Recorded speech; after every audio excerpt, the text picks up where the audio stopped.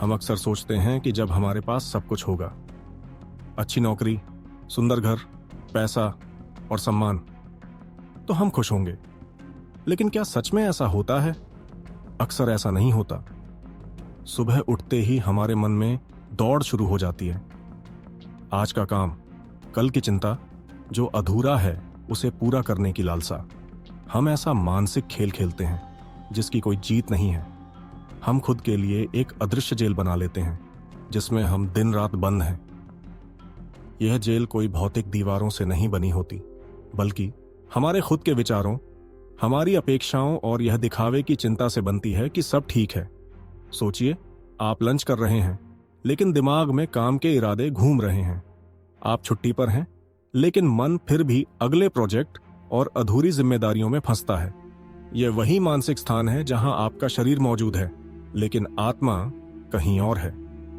आप कभी वहां नहीं होते जहां आप होते हैं। यही वह अदृश्य जेल है जो सफलता और सामाजिक मान्यता की लालसा में हम खुद पर थोप लेते हैं। इस कहानी का उद्देश्य केवल यह बताना नहीं है कि हम थके हुए हैं या असंतुष्ट हैं। हम इसे एक तरह की थेरेपी के रूप में प्रस्तुत करना चाहते हैं। हम आपके सामने यह सवाल रखते हैं, क्या यह संभव है कि हम हर काम को ध्यान में बदल दें, हर पल को पूरी तरह जी सकें बिना किसी मानसिक बोझ के? क्या हम अपनी आत्मा को फिर से उसी जगह ला सकते हैं जहां हमारा शरीर है? सोचिए, जब आप किसी काम को पूरा करने में लगे रहते हैं तो वह अधूरा कार्य आपका मानसिक बंधन बन जाता है। यह बंधन कभी नहीं दिखता, फिर भी उसकी जंजीरें बहुत मजबूत होती हैं। हर दिन हम इसे और गहरा करते हैं। सफल होना है, दिखाना है कि सब ठीक है, दूसरों की अपेक्षाओं पर खरा उतरना है, और इसी बीच हम अपने असली सुख को खो देते हैं। लेकिन कहानी में मोड़ भी है। जैसे एक बंदी अपनी जेल की दीवारों को पहचानकर धीरे धीरे बाहर निकलने का रास्ता ढूंढता है, वैसे ही हम भी इस मानसिक जेल से बाहर निकल सकते हैं। यह सिर्फ एक रहस्य नहीं है, बल्कि एक कला है। हर क्रिया में ध्यान ढूंढने की कला। जब आप अपने काम, अपने खाने, अपने चलने फिरने, अपने सांस लेने में पूरी तरह मौजूद रहेंगे, तभी आप उस खालीपन और बेचैनी को अनुभव करने की बजाय उसे मिटा पाएंगे। इस भाग में हम सिर्फ यह महसूस कराना चाहते हैं कि आप अकेले नहीं हैं। यह खालीपन, यह बेचैनी, यह अदृश्य जेल, यह हर इंसान के जीवन का हिस्सा है। लेकिन यह केवल एक शुरुआत है। अगले हिस्से में हम सीखेंगे कि कैसे इस मानसिक दौड़ को धीमा किया जा सकता है और हर पल को ध्यानपूर्ण बनाया जा सकता है। एक शक्तिशाली सम्राट था जिसके पास सब कुछ था, भव्य महल, संपत्ति, सेनाएं और राज्य पर अटूट नियंत्रण। लेकिन उसके भीतर एक खालीपन था, एक शांति की कमी जिसे कोई दौलत या शक्ति भर नहीं सकती थी। हर सुबह नए सिंहासन पर बैठकर भी वह अपने मन में एक बेचैनी महसूस करता। तभी उसने सुना एक नाम, लाओ त्जू, एक दार्शनिक जो अपनी बुद्धि और शांति के लिए मशहूर था। सम्राट के अहंकार ने तुरंत आग लगा दी। मेरे राज्य में सबसे असाधारण व्यक्ति, और मैं उससे आज तक नहीं मिला, उसने सोचा। उसके लिए यह सिर्फ एक दार्शनिक नहीं, बल्कि एक पुरस्कार जैसा था जिसे वह अपनी उपलब्धियों की सूची में जोड़ सकता था। उसे यह एहसास नहीं था कि वास्तविक ज्ञान और शांति किसी संग्रह की वस्तु नहीं है, इसे जीना पड़ता है। सम्राट ने अपनी भव्य कारवां तैयार किया। सवारी, नौकर, मंत्रियों का समूह और ढेर सारी धन संपत्ति। उसकी यात्रा न केवल भौतिक दूरी की थी, बल्कि उसके अहंकार और मानसिक दौड़ का भी प्रतीक बन गई। हर कदम पर वह सोचता, जब मैं उसे देख लूंगा, उसकी बुद्धि मेरे लिए नया सम्मान और शक्ति लेकर आएगी। उसका मन अपने भीतर की बेचैनी को मिटाने के लिए बाहर की खोज में था। रास्ते में वह लगातार अपने उम्मीदों और वास्तविकता के बीच टकराव का अनुभव करता। उसने सोचा, शायद मैं उसे देखकर तुरंत समझ जाऊंगा, यह शांति, यह आनंद, यह अद्भुत ज्ञान। लेकिन जैसे जैसे वह आगे बढ़ता, उसे एहसास होने लगता कि यह शांति और संतोष केवल बाहर से नहीं मिल सकते। प्रत्येक गांव, नदी और पहाड़ जिस पर वह पार करता, उसकी प्रतीक्षा और उसकी इच्छाओं को और भी गहरा बनाते। यह यात्रा केवल भौतिक थी ही नहीं, बल्कि उसकी आत्मा के लिए दर्पण थी। वह सम्राट जो शक्ति और सम्मान का प्रतीक था, धीरे धीरे यह समझने लगा कि ज्ञान को जीत या कब्जा नहीं किया जा सकता, इसे अनुभव करना पड़ता है। प्रत्येक क्षण, प्रत्येक कदम और प्रत्येक सांस उसकी आत्मा के लिए परीक्षा बन गई। इस कहानी का संदेश यह है कि हम अक्सर अपने भीतर की शांति और समझ को पाने के लिए बाहर की खोज करते हैं। हम ज्ञान और अनुभव को बस एक और ताज, एक और पुरस्कार मानकर पाने की कोशिश करते हैं, लेकिन असली परिवर्तन और शांति बाहर नहीं, हमारे अपने अनुभव और ध्यान में छिपी होती है। सम्राट की यह यात्रा, उसकी भव्य कार्रवाओं और चमक धमक उसके अहंकार का प्रतीक थी, और जैसे ही वह लौ तजू के पास पहुंचा, असली परीक्षा केवल शुरुआत थी, यह देखने की कि क्या वह ज्ञान को अपने अहंकार का हिस्सा बनाएगा या उसे सच में जी पाएगा। अगले भाग में हम देखेंगे कि सम्राट का यह सामना कैसे उसके अहंकार और वास्तविक ज्ञान के बीच की दूरी को उजागर करता है, और कैसे एक साधारण अनुभव उसे भीतर की शांति की पहली झलक दिखाता है। सम्राट अपनी भव्य कार्रवाओं के साथ दूर दराज के पहाड़ों और हरे भरे मैदानों से होकर पहुंचा। अपने मन में गर्व और उत्सुकता लिए उसने सोचा, यह दार्शनिक लौ तजू अवश्य एक विशाल आश्रम में बैठा होगा, उसके चारों ओर हजारों शिष्य होंगे और हर कदम पर उसका ज्ञान चमक रहा होगा। लेकिन जैसे ही उसने उस जगह का दृश्य देखा, उसकी आंखें फैल गईं। वहां कुछ भी भव्य नहीं था, केवल एक छोटी साधारण झोपड़ी थी, और सामने एक माली मिट्टी में हाथ गंदे किए बगीचे में काम कर रहा था। सम्राट की आत्मा में झटका सा लगा, उसका मन हतप्रभ हो गया। क्या यह संभव है कि यह साधारण दिखने वाला माली, जिसे वह अनदेखा कर सकता था, वही लौ तजू हो? उसकी पूरी कल्पना और अपेक्षाएं एक झटके में धराशायी हो गईं। उस क्षण उसने महसूस किया कि ज्ञान और शांति का कोई पैमाना भौतिक नहीं होता। असली बुद्धि और आत्मिक शांति की पहचान देखने से नहीं, बल्कि अनुभव करने से होती है। सम्राट ने गुस्से और भ्रम के मिश्रित भावों के साथ माली की ओर देखा। उसके मन में सवाल उठे, क्या यह संभव है कि वही व्यक्ति जिसे वह अपनी उपलब्धियों की सूची में जोड़ना चाहता था, वास्तव में यहां मिट्टी में काम कर रहा है? उस झोपड़ी और साधारण बगीचे में वह ज्ञान अपने आप में मौजूद था। किसी भव्य मंच या ताज तिलक की आवश्यकता नहीं थी। यह दृश्य सम्राट के अहंकार को तोड़ रहा था। वह महसूस करने लगा कि उसने हमेशा ज्ञान को किसी बाहरी रूप या प्रदर्शन से मापा। उसने सोचा था कि जो बड़ा दिखता है वही बुद्धिमान है, जो धूमधाम करता है वही आध्यात्मिक है। लेकिन यहां उसे यह सिखाया जा रहा था कि असली गुरु कभी अपने ज्ञान का प्रदर्शन नहीं करते, वे उसे जीते हैं, हर सांस, हर कदम और हर क्रिया में। सम्राट की आंखों के सामने एक अद्भुत सत्य खुला। साधारणता में भी महानता हो सकती है। ये माली अपने हाथों से मिट्टी में काम कर रहा न केवल पौधों को जीवन दे रहा था, बल्कि अपने प्रत्येक कर्म में संतुलन और शांति को भी जी रहा था। यह एहसास सम्राट के लिए एक गहन शिक्षा बन गया। असली आध्यात्मिकता दिखावे से नहीं, बल्कि साधारण जीवन में निहित प्रामाणिकता में होती है। सम्राट की मानसिक दौड़ और अहंकार के भार ने एक क्षण में रूपांतरित रूप लिया। वह चुपचाप माली की क्रियाओं को देखता रहा, और धीरे धीरे उसे समझ में आने लगा कि जो खोज वह बाहर कर रहा था, वह हमेशा भीतर ही मौजूद थी, और यही वह पहला कदम था जिसने उसके अहंकार की दीवारों को तोड़कर उसे वास्तविक ज्ञान और अनुभव के करीब लाया। अगले भाग में हम देखेंगे कि कैसे सम्राट इस साधारण माली से मिलने के बाद अपने भीतर की शांति की खोज में एक नई समझ और परिवर्तन की ओर बढ़ता है। सम्राट, जो पहले तक अपनी शक्ति और उपलब्धियों से अभिमानी था, अब उस साधारण माली के सामने खड़ा था। लौ तजू ने कोई भव्य उपदेश नहीं दिया, न ही कोई जटिल दार्शनिक ज्ञान बांटा। उसने केवल इतना कहा, इन 15 पौधों को पानी दो, हर पौधे को पूरी तरह ध्यान देकर पानी दो। अगर तुम्हारा मन भटकता है तो वापस पहले पौधे से शुरू करो। सम्राट ने सोचा, यह तो बहुत आसान है, मैं तो पूरे राज्य का शासक हूं, ये छोटे पौधों को पानी देना मेरे लिए चुनौती नहीं हो सकती। लेकिन जैसे ही उसने अपने हाथ में पानी की लोटियां पकड़कर काम शुरू किया, उसे महसूस हुआ कि यह कार्य उससे कहीं ज्यादा कठिन है। उसकी आंखें चारों ओर भटकने लगीं। उसके मन में अगले युद्ध, नए अनुबंध और राजभवन की योजना चल रही थी। वह बार बार पौधे की जड़ों और पत्तियों को नहीं देख पा रहा था। हर बार जब उसका मन भटकता, उसे लौतजू की बात याद आती। वापस पहले पौधे से शुरू करो, और फिर वह पुनः प्रयास करता। इस साधारण कार्य में वह अपनी पूरी ताकत लगा रहा था, पर फिर भी उसके विचार बार बार दूर जा रहे थे।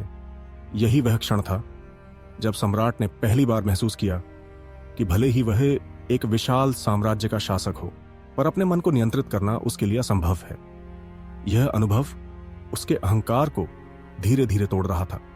उसने देखा कि असली आध्यात्मिक अभ्यास किसी महल, किसी भव्य ध्यान कक्ष या भव्य उपदेशों में नहीं छिपा।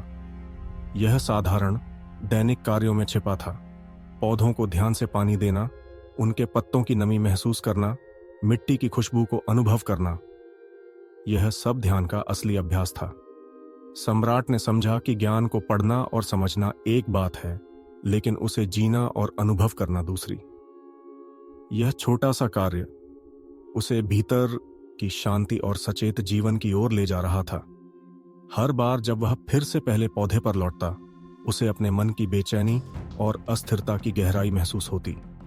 यह एहसास उसे यह सिखा रहा था कि सच्चा ध्यान और आध्यात्मिक विकास बाहरी उपलब्धियों में नहीं, बल्कि हर क्रिया में पूरी मौजूदगी में है। सम्राट के लिए यह अभ्यास केवल पौधों को पानी देने का काम नहीं रहा, यह उसके भीतर की आत्मा को जागृत करने वाला अनुभव बन गया। उसने धीरे धीरे समझा कि असली शक्ति और संतोष किसी राज्य या संपत्ति में नहीं, बल्कि खुद के मन को पूरी तरह से वर्तमान में लाने में है। इस अनुभव ने उसे न केवल अहंकार से परे देखा, बल्कि उसे यह भी सिखाया कि साधारणता में ही महानता है। अगले भाग में हम देखेंगे कि सम्राट धीरे धीरे इस साधारण अभ्यास के माध्यम से अपनी आंतरिक शांति की ओर कैसे बढ़ता है और कैसे साधारण क्रियाएं ही उसकी आत्मा को स्थायी रूप से बदलती हैं। सम्राट ने पौधों को पानी देने का कार्य पूरे उत्साह और आत्मविश्वास के साथ शुरू किया।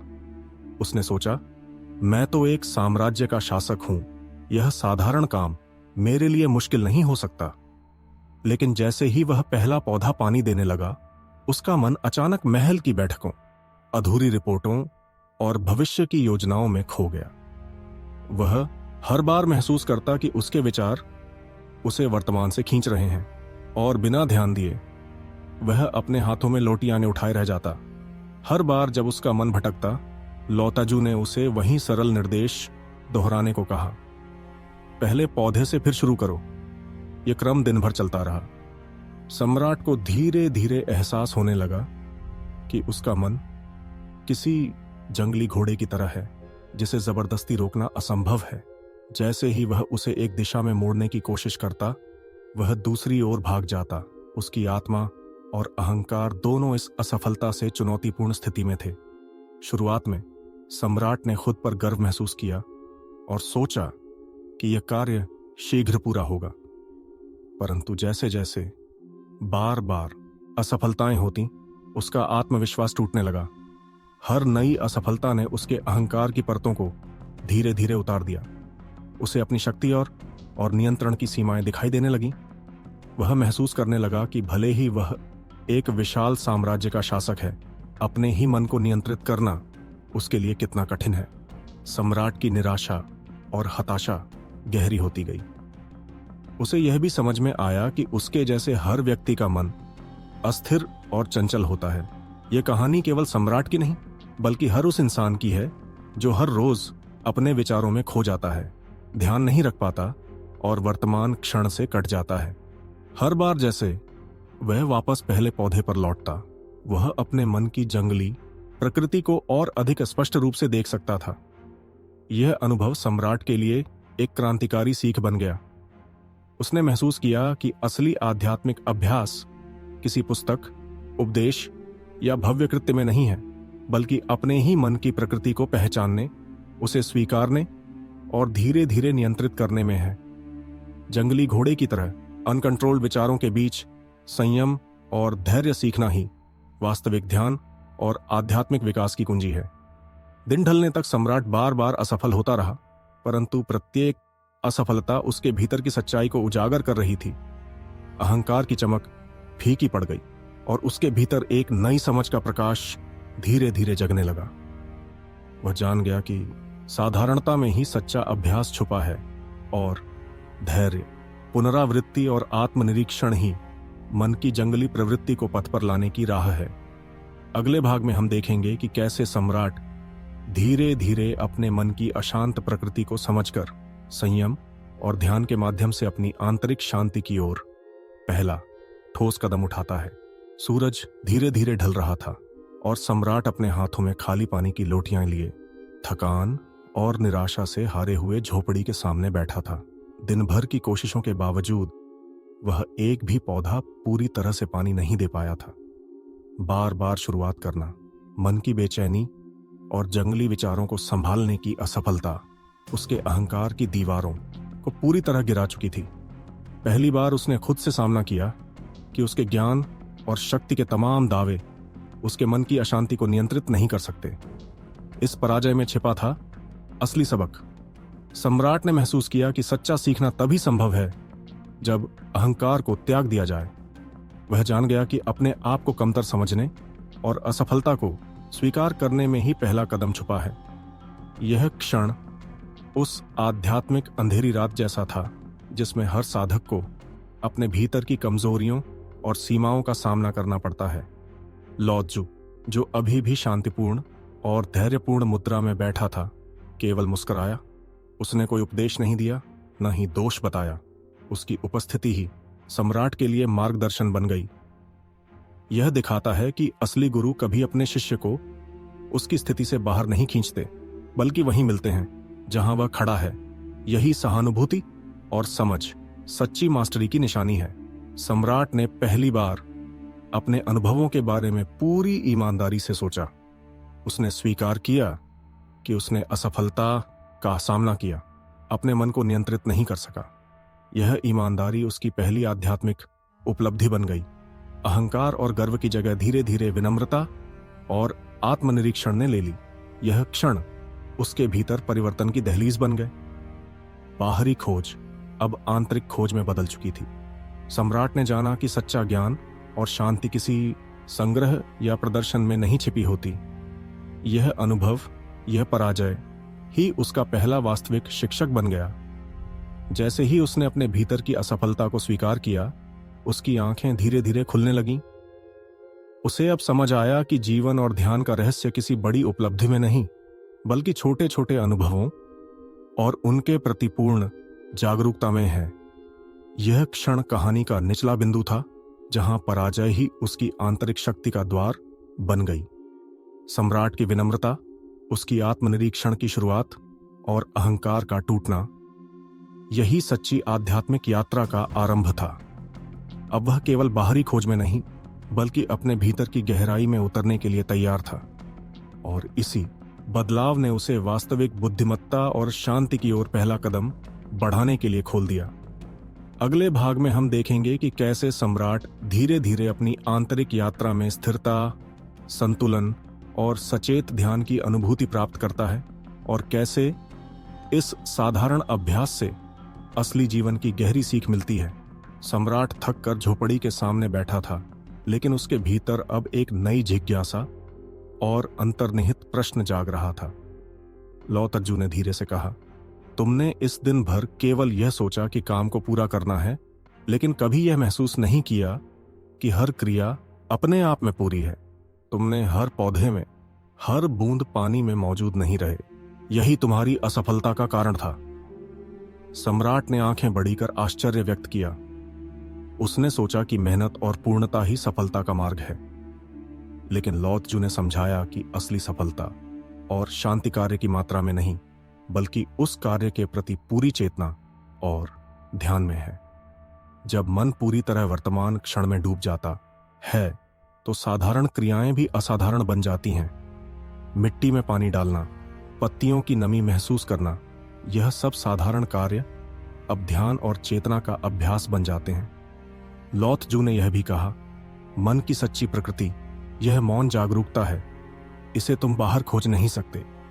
जब तुम अपने प्रत्येक कार्य में पूरी तरह मौजूद रहते हो, वही आंतरिक शांति और ज्ञान स्वतः प्रकट होते हैं। सम्राट को धीरे धीरे एहसास हुआ कि उसकी पूरी यात्रा केवल बाहरी सिद्धियों की खोज नहीं थी।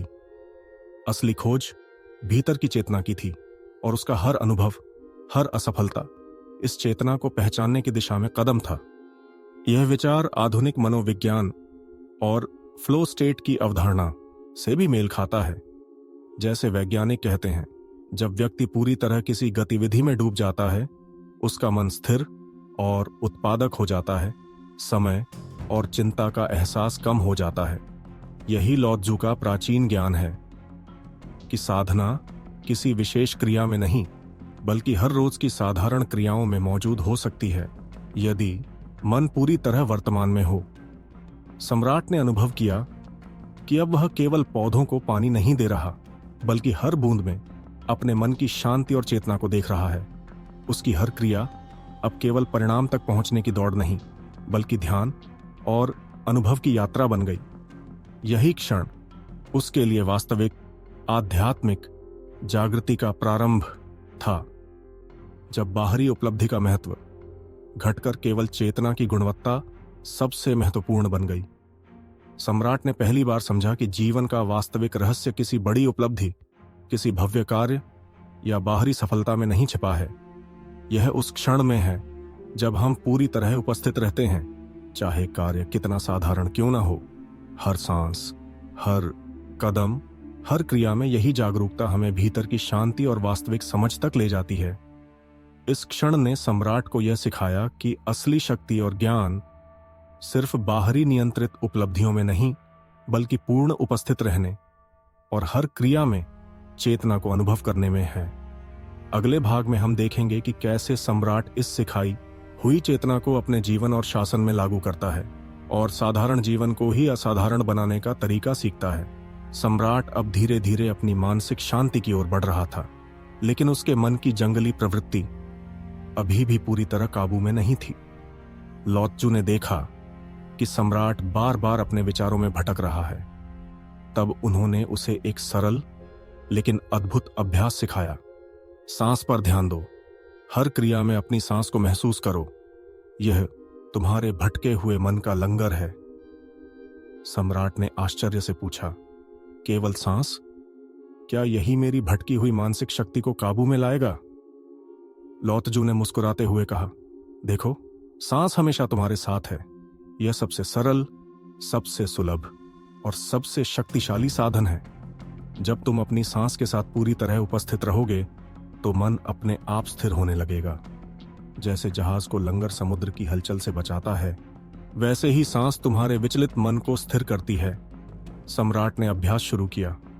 हर पौधे को पानी देते समय वह अब सिर्फ कार्य को पूरा करने में नहीं, बल्कि अपनी सांस को महसूस करने में भी लगा। धीरे धीरे उसने देखा कि जैसे ही वह सांस पर ध्यान देता, उसके विचार कम भटकते, हताशा और चिंता धीरे धीरे कम होने लगी और उसके मन में एक नई स्पष्टता आने लगी। यह अनुभव उसे यह समझाने लगा कि वास्तविक ध्यान और मानसिक स्थिरता केवल बाहरी परिस्थितियों में नहीं, बल्कि भीतर की चेतना में है। लॉत जू ने यह भी समझाया कि यह अभ्यास केवल ध्यान के लिए नहीं, बल्कि दैनिक जीवन के हर कार्य के लिए है। चाहे वह भोजन कर रहा हो, बात कर रहा हो या अपने राज्य का प्रबंधन कर रहा हो, सांस पर ध्यान देना हर क्रिया को ध्यान और साधना में बदल सकता है। यही असली आध्यात्मिक अभ्यास है, जिसे किसी विशेष स्थान या समय की आवश्यकता नहीं। सम्राट ने महसूस किया कि उसके लिए यह अभ्यास जैसे एक नई दुनिया का दरवाजा खोल रहा है। मन, जो पहले जंगली घोड़े की तरह भटकता था, अब धीरे धीरे स्थिर होने लगा। हर सांस उसके लिए एक लंगर बन गई, जो उसे वर्तमान में बांधे रखती थी। उसने देखा कि सांस की गहरी अनुभूति से न केवल मानसिक स्थिरता आती है, बल्कि पूरे शरीर में शांति और ऊर्जा का प्रवाह भी महसूस होता है।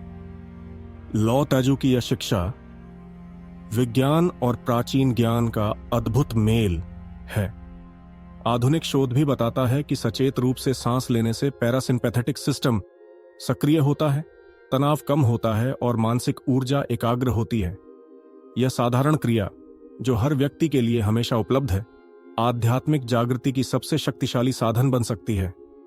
सम्राट अब समझ चुका था कि बाहरी उपलब्धियों या भव्य उपदेशों से अधिक महत्वपूर्ण है अपने हर पल में पूरी तरह उपस्थित रहना। और उसकी यह यात्रा केवल शुरुआत थी। जब वह सांस के साथ हर क्रिया में उपस्थित रहने लगा, तो साधारण कार्य भी उसके लिए असाधारण अनुभव में बदल गए। अगले भाग में हम देखेंगे कि सम्राट इस साधन को अपने जीवन और शासन में लागू करके किस तरह स्थायी मानसिक शांति और सच्ची चेतना प्राप्त करता है। 2500 साल पहले की यह कहानी, जिसमें एक सम्राट को अपने मन की अशांति और भटकाव से जूझना पड़ा, आज हमारे जीवन से कितना मेल खाती है, यह सोचकर आश्चर्य होता है। आज हम भी अपने समय और ध्यान के सम्राट हैं, लेकिन हमारे भीतर की जंगली घोड़ी को नियंत्रित करना पहले से कहीं अधिक कठिन हो गया है। स्मार्टफोन की लगातार सूचनाएं, सोशल मीडिया की असीमित दुनिया, ईमेल और नोटिफिकेशन, यह सब हमारे मन को हर क्षण खींचता रहता है। लाओ त्ज़ू की यह प्राचीन शिक्षा आज की डिजिटल दुनिया में भी उतनी ही प्रासंगिक है। वैज्ञानिक शोध बताते हैं कि एक साथ कई काम करना, यानी मल्टीटास्किंग, हमारे मस्तिष्क के लिए हानिकारक है, जबकि हम सोचते हैं कि एक साथ काम करने से हम अधिक उत्पादक बनेंगे। असल में हमारा ध्यान बंट जाता है और कार्य की गुणवत्ता गिरती है। यही वह संकट है जिसे हम अटेंशन क्राइसिस कहते हैं। हम अक्सर अपने जीवन को इसी दौड़ में बिताते हैं, एक हाथ में फोन, दूसरे हाथ में लैपटॉप, और मन हमेशा भविष्य की योजनाओं या पिछले अनुभवों में भटकता रहता है। यह स्थिति बिल्कुल सम्राट की जंगली मन की तरह है, जिसे उसने पौधों को पानी देने के साधारण कार्य में अनुभव किया। फर्क बस इतना है कि आज हमारी जंगली घोड़ी स्क्रीन और डिजिटल डिवाइस से बनी है। लाओ त्ज़ू की सीख यही है कि बाहरी साधनों और उपलब्धियों में मन को ढूंढने की बजाय हमें अपने भीतर की चेतना और वर्तमान क्षण में पूरी तरह उपस्थित होना सीखना चाहिए। जैसे सम्राट ने हर पौधे में अपनी पूरी चेतना डालकर साधना की, वैसे ही हम भी हर रोज की साधारण क्रियाओं, भोजन करना, चलना, काम करना में पूरी तरह मौजूद होकर अपने मन को स्थिर कर सकते हैं। यह सिर्फ आध्यात्मिक अभ्यास ही नहीं है, बल्कि हमारे मानसिक स्वास्थ्य और उत्पादकता के लिए भी आवश्यक है। जैसे ही हम एक कार्य पर पूरी तरह ध्यान देते हैं, हमारा दिमाग अधिक केंद्रित और शांत होता है, तनाव कम होता है और वास्तविक आनंद महसूस होता है। यह आज के डोपामिन भरे डिजिटल युग में असली सुकून पाने का रास्ता है। अब आप खुद से पूछ सकते हैं, क्या मैं अपने दिन में सच में मौजूद हूं, या लगातार भटकते विचार और नोटिफिकेशन मेरे ध्यान को छीन रहे हैं? क्या मेरी बहुकार्यशीलता मुझे वास्तव में खुश और प्रभावी बना रही है, या यह सिर्फ भ्रम है? प्राचीन ज्ञान और आधुनिक विज्ञान दोनों यही संकेत देते हैं। ध्यान एक बिंदु पर होना, प्रत्येक कार्य में पूरी चेतना डालना, यही वास्तविक शक्ति और शांति का मार्ग है। इस कहानी से हमें यह सीख मिलती है कि चाहे 2000 साल पहले का सम्राट हो या आज का डिजिटल युग का व्यक्ति, मन की स्थिरता और पूर्ण उपस्थित होना सबसे महत्वपूर्ण है।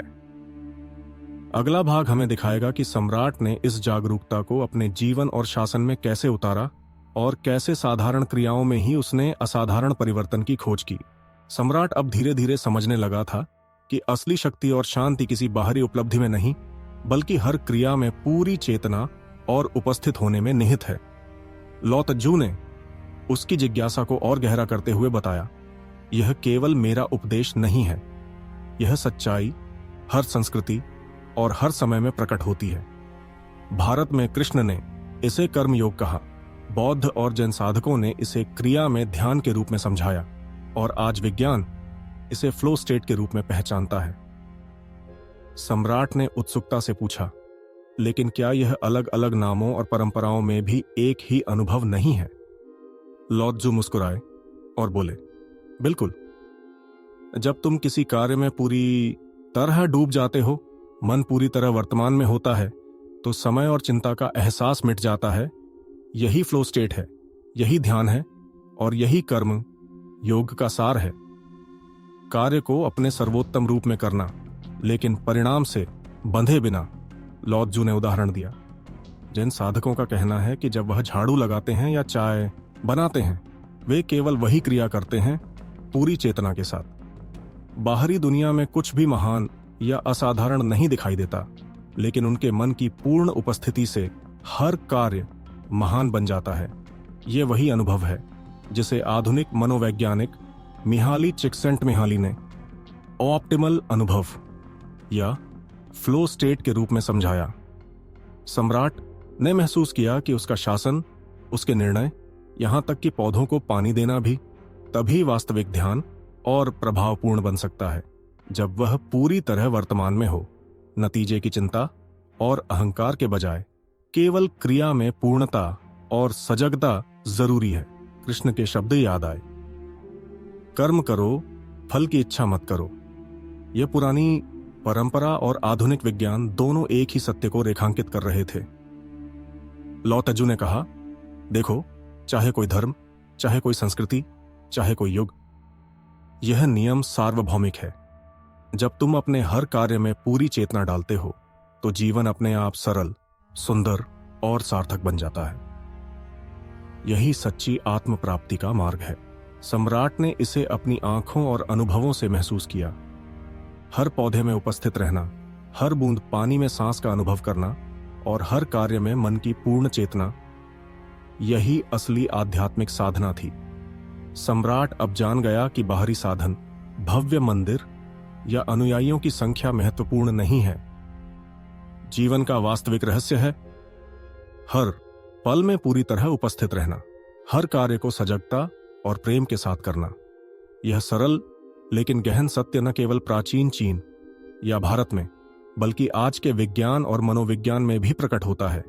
यह सार्वभौमिक नियम, चाहे समय, स्थान या परंपरा कोई भी हो, हर व्यक्ति के लिए समान है। सम्राट ने महसूस किया कि अब उसकी यात्रा केवल बाहरी शासन या उपलब्धियों तक सीमित नहीं रही। यह आंतरिक चेतना, पूर्ण उपस्थिति और सजगता की यात्रा बन गई थी।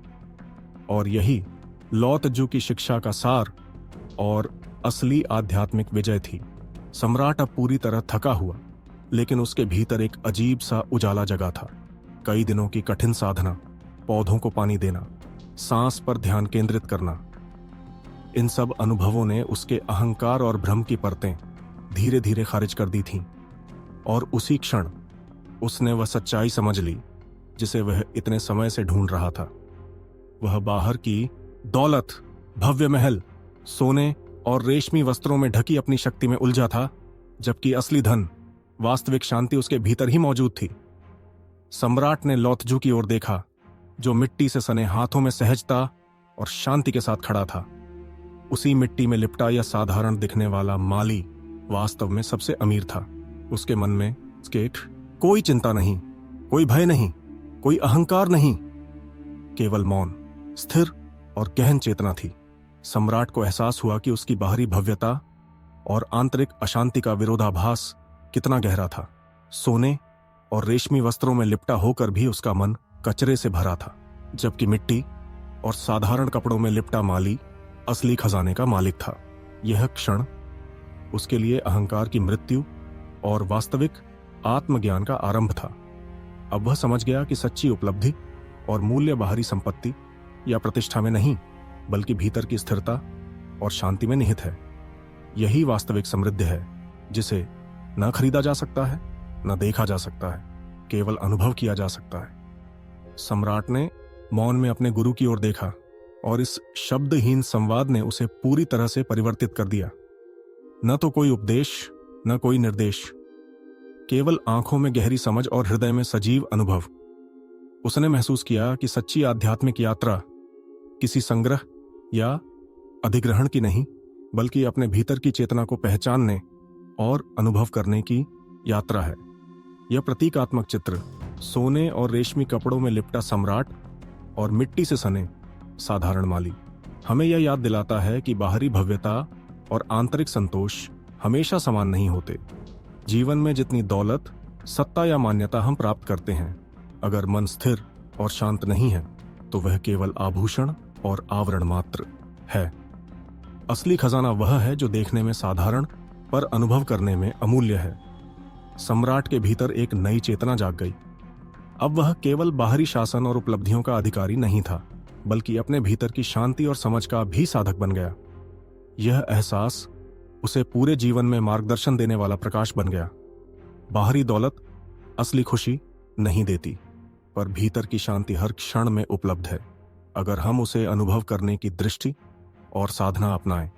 और इस तरह दो व्यक्तियों के बीच की यह सरल परंतु गहन भेंट सम्राट के जीवन में स्थायी परिवर्तन और सच्चे आध्यात्मिक जागरण का प्रतीक बन गई। सम्राट की अनुभूति केवल एक दार्शनिक सत्य तक सीमित नहीं थी, यह जीवन जीने का एक व्यावहारिक मार्ग बन चुकी थी। यही वह बिंदु है जहां हमें समझना चाहिए कि आध्यात्मिकता का अर्थ किसी पहाड़ की गुफा में बैठकर साधना करना नहीं है, बल्कि हर रोज की साधारण गतिविधियों को ही साधना बना देना है। हम अपने जीवन का अधिकांश हिस्सा छोटे छोटे कामों में बिताते हैं। एक्सेल शीट्स भरना, ईमेल लिखना, सब्जी काटना, बर्तन धोना या ट्रैफिक में इंतजार करना। अक्सर हम इन कामों को जल्दी जल्दी पूरा करना चाहते हैं ताकि अगली महत्वपूर्ण चीज पर ध्यान दे सकें, लेकिन यहीं पर हम सबसे बड़ा खजाना खो देते हैं, वर्तमान क्षण को। अगर हम चाहें तो यही साधारण कार्य हमारे लिए ध्यान का द्वार बन सकते हैं। कल्पना कीजिए कि आप रसोई में सब्जी काट रहे हैं। सामान्यतः मन कहीं और भाग रहा होता है, फोन की नोटिफिकेशन, ऑफिस का तनाव या कल की चिंता। पर अगर उसी क्षण आप सिर्फ चाकू की धार, सब्जी की खुशबू और अपनी सांस की गति पर ध्यान केंद्रित करें, तो वही क्रिया एक ध्यान का अनुभव बन जाएगी। यह अभ्यास आपको न केवल शांति देगा, बल्कि काम की गुणवत्ता भी बदल देगा।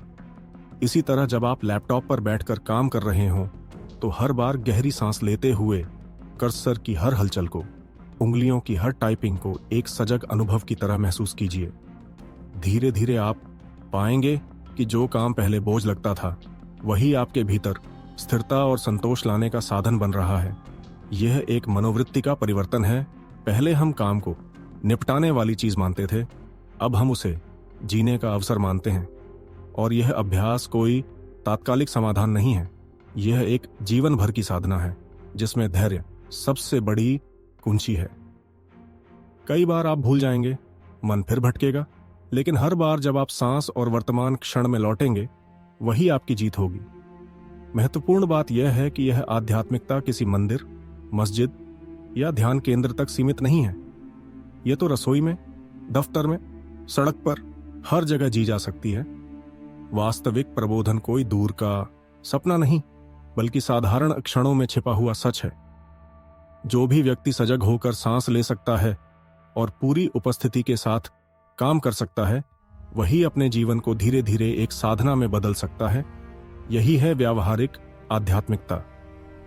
जीवन को बदलने की ताकत किसी बड़े अनुष्ठान या चमत्कार में नहीं, बल्कि हर छोटे कार्य को सजगता और धैर्य के साथ करने में है। और अब जब यह समझ हमारे भीतर गहराई से उतरने लगे, तो अगला प्रश्न यह है, क्या हम इस साधना को दूसरों के साथ, अपने संबंधों में भी जी सकते हैं? यह जानना बाकी है। हर गहरी सीख, हर आत्मिक अनुभूति का अंत सिर्फ विचारों में नहीं होना चाहिए। अगर वह केवल सोच तक सीमित रह जाए, तो धीरे धीरे वह धुंध की तरह मिट जाती है। असली परिवर्तन तब होता है जब हम अपने भीतर एक प्रतिज्ञा करते हैं, अब मैं इसे जी कर दिखाऊंगा। यही कारण है कि आज मैं आपसे एक छोटा सा लेकिन गहरा वचन मांगता हूं। अगर आप सचमुच इस साधना को अपने जीवन का हिस्सा बनाना चाहते हैं, तो खुले दिल से कमेंट कीजिए, मैं तैयार हूं। यह वाक्य केवल शब्द नहीं है, यह आपके अवचेतन मन में एक बीज बो देगा। जब हम किसी बात को लिखते हैं या सार्वजनिक रूप से व्यक्त करते हैं, तो वह हमारे भीतर गहरे स्तर पर अंकित हो जाती है। यह मनोविज्ञान का सिद्धांत है। जब आप प्रतिज्ञा करते हैं और उसे साझा करते हैं, तो उसका असर कई गुना बढ़ जाता है। लेकिन यह यात्रा अकेले की जाने वाली नहीं है। आध्यात्मिकता का सौंदर्य तभी बढ़ता है जब उसे समुदाय में जिया जाए। जब आप कमेंट करते हैं, जब आप अपने अनुभव साझा करते हैं, तो आप अकेले नहीं रहते। धीरे धीरे एक परिवार बनता है, ऐसे लोगों का परिवार जो जीवन को गहराई से जीना चाहते हैं, जो केवल भाग दौड़ और शोर से आगे कुछ खोज रहे हैं। यही समुदाय एक दूसरे को सहारा देगा, याद दिलाएगा और आगे बढ़ने की प्रेरणा देगा। और ये केवल आपके लिए ही नहीं है। जब आप इस ज्ञान को किसी और तक पहुंचाते हैं, तो आप सेवा कर रहे होते हैं। किसी दोस्त, किसी परिवारजन या शायद किसी अजनबी तक भी यह सीख पहुंच सकती है, और हो सकता है कि वही व्यक्ति जीवन के अंधकार से बाहर आने का रास्ता पाले।